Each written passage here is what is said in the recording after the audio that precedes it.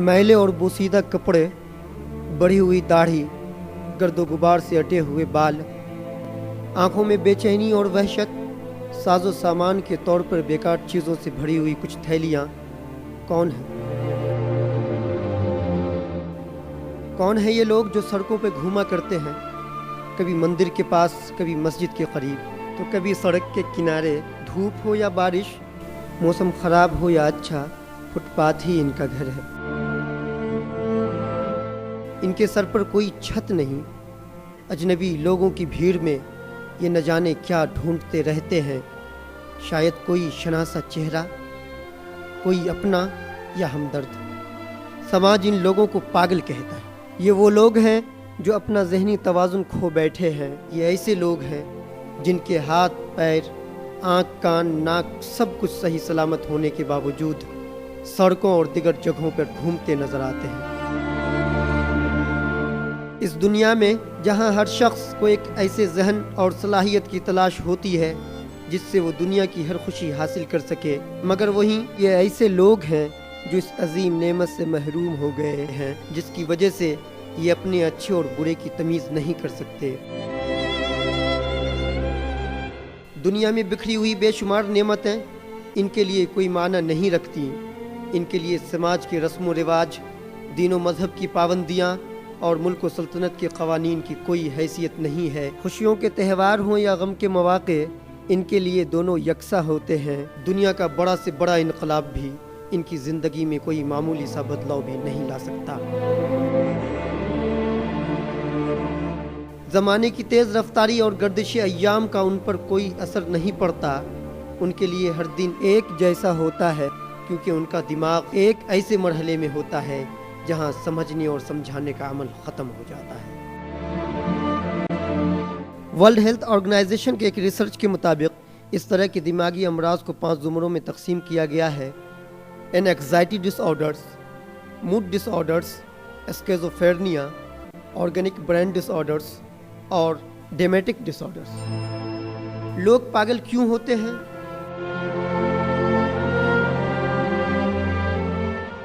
जैसे मस्तिष्क में थोड़े केमिकल्स जो चेंजेस होते हैं ना, वो नॉर्मल चेंजेस से ज़रा ज़्यादा रहता है। यानी थोड़े केमिकल्स बढ़ना और थोड़े केमिकल्स घटना, तो ये नॉर्मल नहीं है, ये एबनॉर्मल केमिकल चेंज उसकी वजह से होता है। जैसे थोड़े केमिकल्स है ब्रेन में, डोपामिन बोल के हैं, और नॉरएपिनेफ्रिन, सेरोटोनिन, ये बहुत इम्पॉर्टेंट केमिकल्स है। इसमें जो बदलाव आता है तो उससे ऐसा होता है। Typhoid, second stage of typhoid में ब्रेन में कुछ चेंजेस आते हैं, तो उससे भी ऐसा होता है। आजकल जो पागलपन कहा जा रहा है वो स्किज़ोफ्रेनिया है। उसमें अक्सर पहले तो नींद नहीं आती मरीज़ को, और उसको आवाज़ें सुनाई देने लग जाती, मुसलसल दिन रात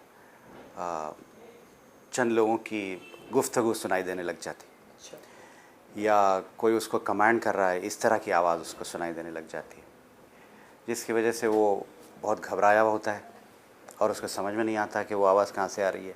लेकिन उसके नतीजे में, वो आवाज़ों के नतीजे में उसके कई वहम शुरू हो जाते हैं।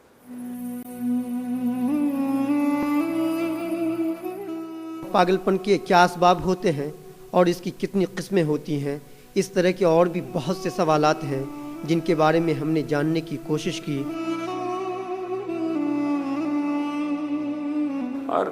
और ये बायोलॉजिकल कॉजेस है। इसके अलावा आपको साइको सोशल कॉजेस, यानी साइकोलॉजिकल कॉजेस, और सोसाइटी में जो प्रॉब्लम्स रहते हैं उससे भी ऐसा हो सकता है।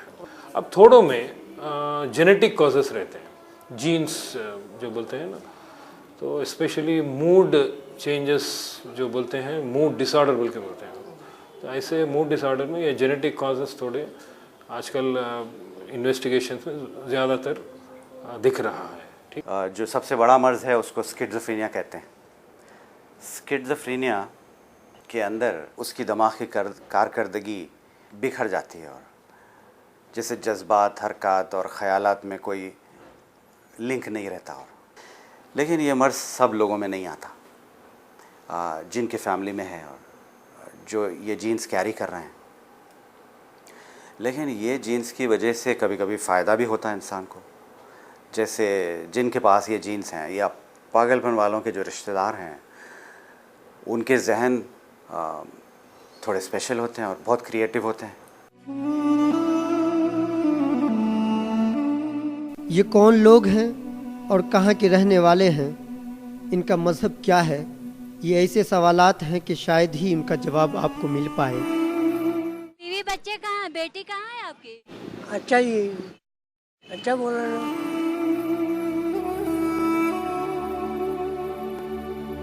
ये घर वालों को तो नहीं जानते, यही 20 दिन से यहीं पर फिरता रहता है। कुछ खाने को दे दे खा लेता है, कुछ पीने को दे पीता है, किसी को मारता करता नहीं है, किसी के पीछे भागता नहीं है, बस इधर से उधर टहलता रहता है। कपड़े दिए तो नहीं पहनता, क्योंकि न तो इनकी कोई शनाख्त होती है और न ही इनका कोई पुरसान हाल होता है। क्या आपने भी कभी तसव्वुर किया कि इन लोगों की ज़िंदगी किन हालात में गुजरती है, जिन्हें हम और आप अक्सर व बेशतर अवामी जगहों, कूड़े कबाड़ के ढेरों पर काबिल रहम हालत में देखा करते हैं। ये लोग इंसान होने के बावजूद इंसानी समाज में गंदी नाली में पड़े हुए कीड़ों की तरह से ज़िंदगी गुजारते हैं। आखिर इनके भी तो अजीज़ व अकारीब होंगे। बीवी नहीं मर गई, मेरे को छोड़ के हमारा भाई का नहीं चले गए, वो बहुत दूर है, कोतागुड़ा। तो फिर इन्हें ऐसी बदहाल ज़िंदगी गुजारने पर क्यों मजबूर कर दिया गया है? क्या इसकी वजह माशी परेशानियां हैं या इनकी वजह से पेश आने वाला खलल? आखिर कौन सी वजूहात हैं जिसकी बिना पर इन्हें इन जालिम और पत्थर दिल समाज के सहारे छोड़ दिया जाता है, जहाँ से इनकी जानवरों से बदतर जिंदगी का आगाज होता है? ये गली के संगदिल और ओबाश बच्चों के लिए एक खिलौना बन जाते हैं। जमीन पर फैले हुए कूड़े के ढेर और गंदी जगह इनका मस्कन बन जाती है। ये लोगों के फेंके हुए खाने के टुकड़ों और गली सड़ी चीज़ों से अपना पेट भरते हैं, या फिर उन लोगों के रहमो करम पर पड़े होते हैं जो तरस खाकर इनके पेट की आग बुझाने का इंतजाम कर दिया करते हैं। 95 से देखते हो ना, यहीं रहते हैं ऐसे ही। 95 से देखते तो 3 टाइम आकर ऑटो में आकर सुबह में टिफ़िन दे के जाते लोग, फिर उसके बाद में दोपहर में लंच आके देते हैं, फिर शाम में आके खाना भी दे के जाते हैं। 3 टाइम आके देते हैं। ये थी ऐसे दिमागी माजूर अफराद की एक झलक जो लावारिस और बेसहारा होते हैं।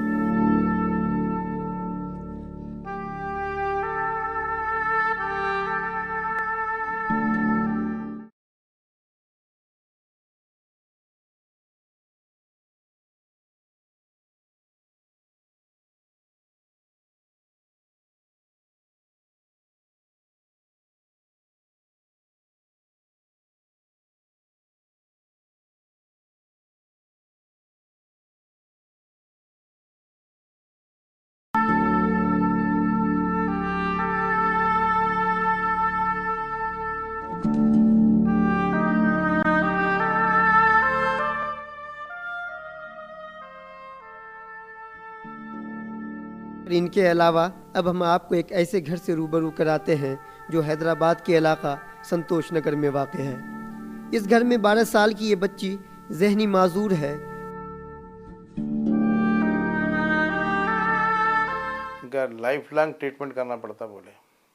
इनका माइंड जो है 20 साल के रहेंगे तो 10 साल का जो है इनका होश रहेगा बोले। मतलब 10 साल वाले को 5 साल का इनका जो भी एक्टिविटीज़ रहेंगे ना वैसे रहेंगे बताएं। 10 साल का बच्चा रहेगा या बच्ची रहेंगी तो उनको जो है 5 साल का जो है हिसाब किताब में रहेगा, उनके हिसाब किताब में, ऐसा बताएं। मगर घर की माशी हालत बेहतर होने की वजह से बच्ची का बर वक्त इलाज करवाया गया, जिसकी बदौलत ये बच्ची बहुत हद तक अब अपना काम खुद से कर लिया करती है। अपने तरीके से जैसे हम लोग खाते वैसे ही खाते हैं अपने तरीके से। कुछ जिद भी नहीं करते ये दो वो दो, ये तो करने का नहीं है। लेकिन दूसरी जानिब बहुत से ऐसे नादार और मुफलिस घर भी हैं जहां तंगदस्ती और फाका कशी की वजह से लोग दिमागी माजूर हो जाया करते हैं और गुर्बत की वजह से इनका इलाज भी मुमकिन नहीं हो पाता है। ये घर हैदराबाद के इलाका सुलेमान नगर में वाक़ है। इस घर में महरुनिसा का ये बच्चा मुस्तफ़ा दिमागी माजूर है। इस माजूर बच्चे की पैदाइश के बाद जब इनके शौहर को माजूरी के बारे में पता चला तो उसने इन्हें तलाक दे दिया। छोड़ दिया, हमारे पास नहीं रहते, उन्होंने दूसरी बीवी के पास ही रहते। ये 2 बेटियां हैं, मेरा एक बच्चा है। ये बच्चा जब पेट में था तो दूसरी बीवी को शादी कर लेके मेरे को इतनी तकलीफ दी है कि खाने को बराबर नहीं देना, हॉस्पिटल नहीं जाना, मेहनत कर लेना कि रो एक घर एक मुश्किल उठाई, मैं दवाखाने को बराबर नहीं जा सकी, खाना नहीं खा सकी। उसमें उनको दिमाग की कमज़ोरी हो गई थोड़ी सी। एक शादी करे, एक के बाद दूसरी शादी करे, तीसरी शादी कर लिए, इतने शादियां करके बीवियों के साथ रहना। जैसा मेरे को सता रही वैसा और एक औरत को सताए तो उन्हें तो चले गए। दूसरी औरत तो पैसा बहुत दे के डर धमका के रख के जिंदगी काट ले रही। मंझली औरत, मैं बड़ी हूँ, मेरे पास कुछ भी नहीं है, मैं गरीब हूँ। और अब मेहरुन्निसा खुद मजदूरी करके अपना और अपने बच्चों का पेट पालती हैं। मेरा दिल जान वो बच्चों में छे, वो बच्चा नहीं सो मैं नहीं जी सकती। मैं बहुत प्यार करती हूँ। वो बच्चा 2 मिनट नहीं दिखा तो मेरा जान मर जाता। मैडम मैं काम को तो बहुत मुश्किल से जाती हूँ, बच्चे पे रहता मेरा दिल दिमाग पूरा। माशी हालत ठीक न होने की वजह से बच्चे का इलाज भी मुमकिन नहीं हो सका और न ही अभी तक किसी सरकारी और गैर सरकारी तंजीम ने कोई ताउन किया है। कुछ भी नहीं मिला है मेरे को, मेरे बच्चे का पेंशन तक नहीं मिला हुआ है आज तक। उस्मानिया को जाके सर्टिफिकेट लगी, बहुत फिर रही मैं। गवर्नमेंट से घर देते बोले, पट्टे का एक पेपर भी दिए, बोराबंडे पे घर देते बोले। उसके लिए तो बच्चे को ले लेके नागेंद्र रेड्डी के पास रोज सुबह में जाके बैठे, मेरे के घर दिला दिया कहीं भी, साहब मैं नौकरी कर लेती हूँ, कुछ तो भी बच्चे को ले लेके एक दुकान लगा लेती हूँ, फूल बेच लेती हूँ, कुछ भी एक कर लेती हूँ बोल के बहुत फिर रही माँ। मेरे कोई मदद नहीं कर रही, कोई मदद नहीं कर रही, इसलिए मैं मजदूरी को जाना पड़ रहा मेरे बच्चों को अंदर बंद कर। घर में माजूर बच्चा होने की वजह से इनके सभी रिश्तेदारों ने भी इनसे किनारा कशी इख्तियार कर ली है। वहीं समाज के सौतेले सलूक और लोगों के लान तान को भी झेलना पड़ता है। दुनिया में ऐसे न जाने कितने घर होंगे जो इस तरह की परेशानियों से दो चार होंगे। WHO के मुताबिक हिंदुस्तान की आबादी का तकरीबन 10% हिस्सा किसी न किसी दिमागी बीमारी में मुब्तला है और 15 मिलियन से ज़ायद अफराद को खुसूसी तवज्जो और निगहदाश्त की ज़रूरत है। दिमागी कमज़ोरियों के सबब हर साल 1 लाख अफराद खुदकुशी कर लेते हैं। National institute of mental health and neuro sciences का कहना है कि 2 करोड़ से ज़ायद हिंदुस्तानी पेचीदा दिमागी अमराज के शिकार हैं, जबकि 5 करोड़ अफराद आम दिमागी बीमारियों से मुतासिर हैं। 10% में कुछ ना कुछ मेंटल प्रॉब्लम रहता है। 10% यानी अब 100 में अगर हैदराबाद को अप्लाई करेंगे तो ऐसा समझ सकते हैं। सीवियर मेंटल प्रॉब्लम 1% में होता है। फिट्स आने के बाद में थोड़े को मेंटल प्रॉब्लम आ सकता है, जैसे 0.5% हो सकता है। या मेंटल रिटार्डेशन बोल के बोलते हैं। मेंटल रिटार्डेशन में क्या होता है कि वो विकसित नहीं होता है, ब्रेन डेवलपमेंट कम रहता है। तो इनमें क्या है कि बात करना लेट हो जाता है या चलना लेट हो जाता है और अपने काम करने में बहुत उम्र के बाद में करते हैं। जो मेंटल रिटार्डेशन होते हैं उनका जो इंटेलेक्चुअल लेवल कम रहता है, बुद्धि कम रहता है। नेशनल ह्यूमन राइट्स कमीशन ने इस तशवीश का इजहार किया है कि 50 से 90% जहनी मरीज इलाज करवाने की अहलियत नहीं रखते हैं। इसी तरह से हिंदुस्तान में दिमागी अमराज के डॉक्टरों की तादाद सिर्फ 3000 है, जबकि यहाँ ऐसे 32,000 डॉक्टरों की ज़रूरत है। इसी सर्वे के मुताबिक डॉक्टरों की मौजूदा तादाद को अगर हम मुल्क की आबादी के तनासुब में देखें तो 10 लाख लोगों पर सिर्फ 3 डॉक्टर्स आते हैं, जबकि तरक्की याफ्ता ममालिक में 10 लाख लोगों पर 100 से 150 डॉक्टर्स मौजूद हैं। इसी तरह हिंदुस्तान में मेंटल हॉस्पिटल की तादाद सिर्फ 43 है, जबकि 80 अजला ऐसे हैं जहां एक भी नफ्सियाती डॉक्टर मौजूद नहीं है। साइकेट्रिस्ट मेरे पास 2 लोग हैं। अभी जो मेंटल इलनेस ट्रीट करने के लिए 2 किस्म के स्पेशलिस्ट ज़रूरत रहता। एक जो है साइकेट्रिस्ट है, साइकेट्रिस्ट है मेडिकल मैन। होल कंट्री में साइकोलॉजिस्ट नहीं है। होल कंट्री में अभी 10 कॉलेजेस है, मैं स्टार्ट कर सको 5 कॉलेज थे। हाँ, ये एक बड़ा मसला है। तो शायद आगे चल के साइकियाट्रिक नर्सेस को ट्रेन करना चाहिए। एक बार तशख़ीस हो गई तो कम्युनिटी नर्सेस, जैसे चंद मुल्कों में ये शुरू किया जा चुका है। साइकियाट्रिक नर्सेस हैं या नॉर्मल मेडिकल नर्सेस जो हैं, जो घर पहुंच के ये लोगों को दवा दे सकते हैं। शहरी इलाकों में तो कुछ डॉक्टर्स और अस्पताल मौजूद हैं, लेकिन देही इलाकों में न तो दिमागी अमराज से मुतालिक डॉक्टर्स हैं और न ही इलाज मुआलजा की सहूलत। शहर के बड़े बड़े हेल्थ सेंटर में भी दिमागी अमराज से मुतालिक दवाएं मौजूद नहीं हैं। ये जहनी माजूर जो है ना, मेंटल इलनेस जो है ना, एटलीस्ट हमने दिखता उन्हें पागलपना करता, बिहेवियर उसका अलग रहता, अबनॉर्मल रहता। ये जहनी माजूर नंबर 2 डिजेबिलिटी, इसके लिए फैसिलिटीज़ कहाँ हैं होल आंध्र प्रदेश में? इन हालात के बावजूद हमारे समाज में बहुत से ऐसे लोग भी हैं जो आगे बढ़कर ऐसे लोगों की मदद के लिए सामने आए हैं। इस सिलसिले में बहुत सी रफ़ाई तंजीमें भी सरे फहरिस्त हैं जो दिमागी मुतासरा बच्चों की फलाह व बहबूद के लिए बढ़ चढ़ कर काम कर रही हैं। इस बारे में हमने बात की ऐसी रफ़ाई तंजीमों से जो दिमागी मुतासरा बच्चों की फलाह व बहबूद के लिए काम करती हैं और उनकी तालीम व तरबियत का पूरा इंतज़ाम करती हैं, ताकि वो आगे चलकर समाज के साथ कदम से कदम मिलाकर चल सकें और आम जिंदगी गुजारने के काबिल बन सकें। क्योंकि बहुत मेंटली रिटार्डेशन बच्चों को स्पीच एंड लैंग्वेज प्रॉब्लम रहता, तो कॉम्प्रहेंशन प्रॉब्लम रहता, मेमोरी प्रॉब्लम रहता, जनरलाइजेशन नहीं कर ले सकते, ये सब भी सिखाना पड़ता है। दिमाग थोड़ा कमजोरी होता, माइल्ड मॉडरेट और बॉर्डर लाइन बच्चे रहते, तो उनका ये दिमाग आके बॉर्डर लाइन में रहता। ये बच्चे अभी मेरे पास बीकॉम भी एक बच्चा करता है 2nd ईयर, वो वहाँ तक कैसा पहुँच गया वो खुदा को मालूम है। तो एकदम उन्हें अभी 2nd ईयर बीकॉम में 2 टाइम फेल हुआ, फिर भी उसका इंटरेस्ट पढ़ना बढ़ना, आके क्लास में बैठता है। एक मेंटल इंस्टीट्यूट फॉर्म कायम किया है यहाँ पर, doctor PR institute for mental illness. ये जो है मॉरिशस प्रेसिडेंट से इनाग्रेशन हुआ 10 साल के नीचे। ये खाली सर्विस देने से कोई मतलब ही नहीं है, मैन पावर ज़रूरी है। मैन पावर नहीं है तो मैन पावर ज़रूरी है, उसके लिए हम कोर्स स्टार्ट करें। MPhil in clinical psychology, MPhil in rehab psychology, MPhil in clinical psychology country में हम नंबर 5 है, और diploma PG diploma in rehabilitation psychology, ये भी कोर्स 3 कोर्सेज हम रन करते हैं। थोड़े लोग बच्चे कैसा बोले तो माँ एक बच्चा ये वासी ये करो बोले तो करते वो लोग, ये नक्को को पकड़ो बनाए ऐसा नहीं पकड़ना बोले तो हो जाते। थोड़े लोग मोमबत्ती का कैंडल्स वगैरह उसमें डालना, वैक्स रहता ना, वो वैक्स गरम करके एक ग्लास ने तो कुछ देते, लेके उसमें वैक्स रख के इसमें डालो, थोड़ा हल्लू डालो, ऐसे बोलते रहते जो वो जैसा सुनते ऐसा करते, तो वो लोग उसमें हल्लू से डालते। उसके बाद ये निकालो, उसका जो बाजू थोड़ा थोड़ा बहुत ज़्यादा है, वैक्स ज़्यादा है, निकालो, ऐसा चाकू से निकालो बोले तो निकालते हल्लू से, ऐसा कराना वो लोग से। हम लोग 1-2 महीने से पहले से करते, दिवाली के 2 महीने से पहले से ये शुरू करते। वैक्स लाना, मेल्ट करना, पूरा ये गरम करना, उसमें डालना, कलर डालना, इसमें डालो, ये डालो, चुन के ये 5-5 4-4 निकाल के इधर रखो, ऐसा लाल वाला, पीला वाला, ऐसा को हरा वाला निकालो बोले तो निकाल के अलग अलग रखते। ऐसे छोटे छोटे काम कराते।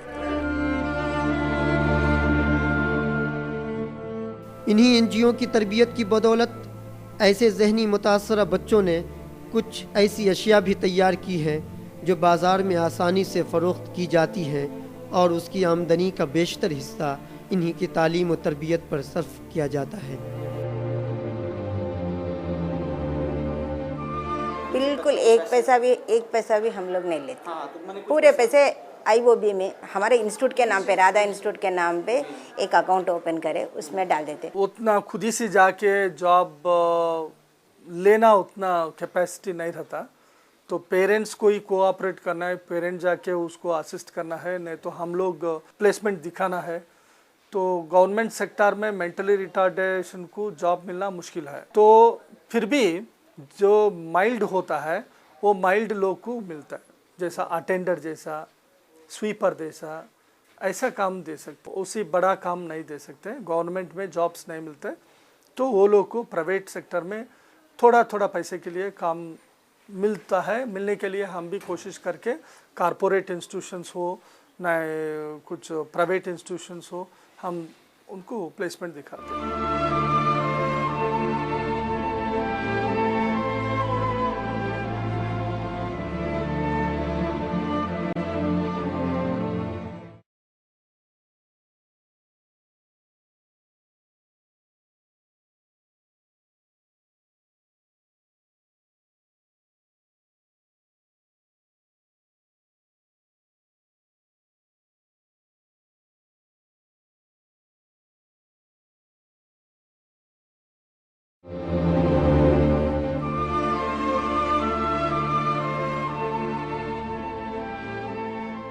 ये रही उन रफ़ाई तंजीमों की बात जो जहनी मुतासरा बच्चों की फलाह बहबूद के लिए काम कर रही है, जो कि अपने आप में काबिल तारीफ़ है। लेकिन फिर सवाल उठता है उन दिमागी माजूर अफराद का जो लावारिस और बेसहारा होते हैं, जिन्हें दर दर की ठोकरें खाने के लिए इस बेहिस ज़माने के रहमो करम पर छोड़ दिया गया है, जहाँ ज़माने की चकाचौंध और तरक्की के हंगामों में उनकी दर्दनाक चीखें भी दब कर रह जाती हैं।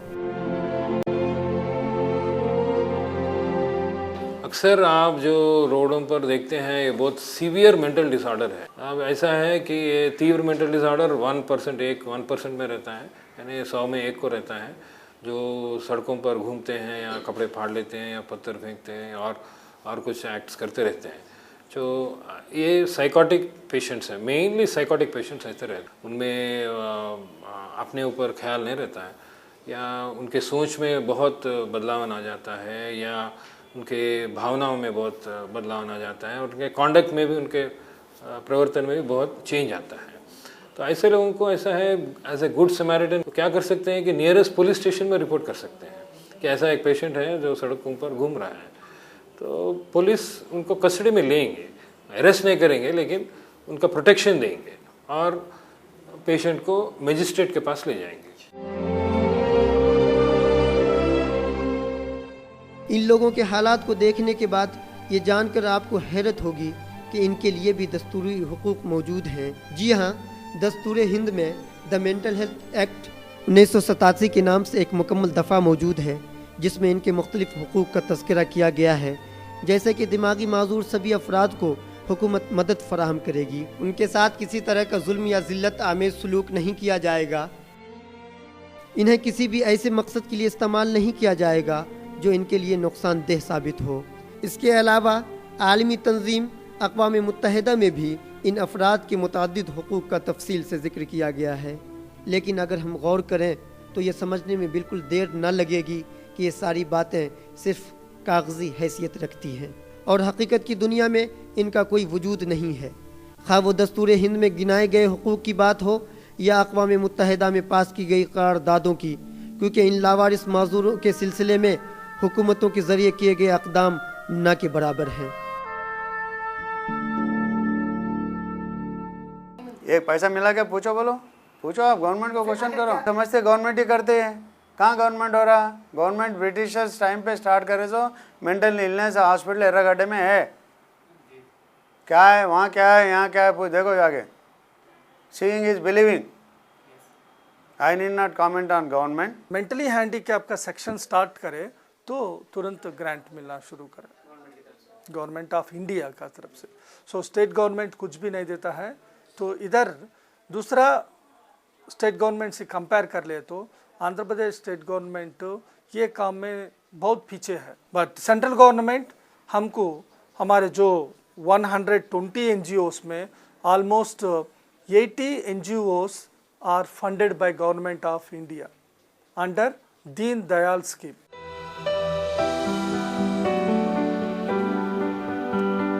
लिहाजा इन अफराद की मदद के लिए आगे आने वालों को ये सोचना चाहिए कि अगर सरकारी और रफ़ाई तंजीमें इन लावारिस माजूरों के लिए किसी तरह का इक़दाम कर रही हैं तो इनका फ़ायदा असल हक़दारों तक किस हद तक पहुँच पा रहा है, या कहीं ऐसा तो नहीं कि असल हक़दार लोग उनके फ़वाइद से यकसर महरूम रह जाते हैं।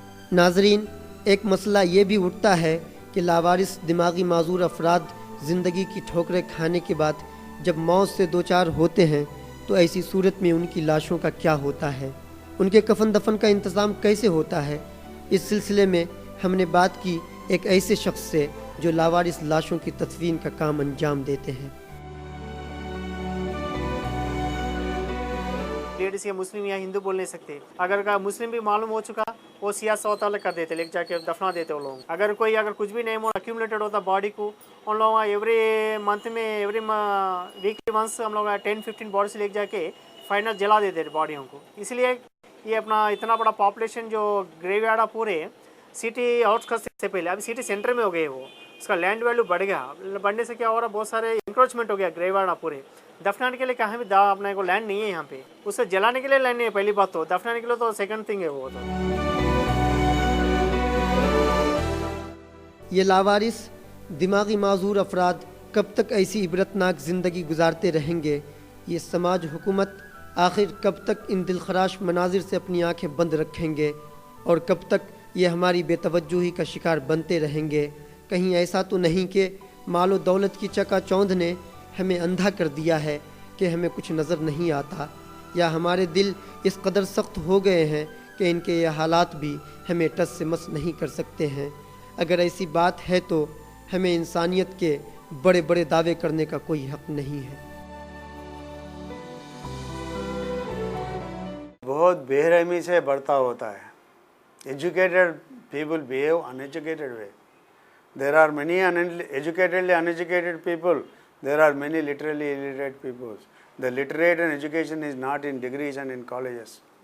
So, but educated people are not getting busy. It is become a rat race. Everybody अपना ही सोच रहा है। सुबह में उठते ही रोटी का सवाल है, रोटी के बारे में सोच रहा है। तो we can't blame people. It is for you. You can play a great role. That is my concern. हर साल 10 अक्टूबर को मेंटल हेल्थ डे मनाया जाता है। इन माजूरों के नाम पर मुख्तलिफ तरह के प्रोग्राम्स मुनक़िद किए जाते हैं, मगर इन लावारिस माजूरों की हालत हमेशा की तरह जूं की तूं बरकरार रहती है और ये लोग हमेशा की तरह भूखे और बदहाल रहते हैं। इन्हें न तो ठीक से 2 वक्त का खाना नसीब होता है और न ही रहने का ठिकाना। इनके लिए ज़िंदगी एक बोझ है जिसे न चाहते हुए भी इन्हें ढोना है। इनका हर दिन इनके लिए एक अज़ाब है जिसे हर हाल में झेलना है। ये बस इस उम्मीद पे जिए जा रहे हैं कि एक न एक दिन इन्हें इस अज़ाब से निजात मिल ही जाएगी। आसमां वाले तेरी दुनिया से जी घबरा गया, मौत ही दे दे कि अब शिकवा ज़बां पे आ गया। किस कदर नाशाद हूँ, बर्बाद हूँ, वीरान हूँ, रहम कर मुझ पर खुदाया, मैं भी एक इंसान हूँ।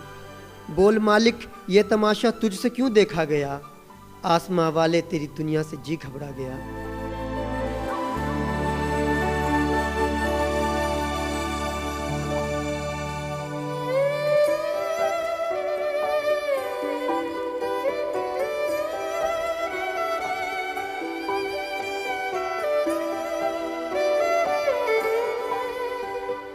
Thank you.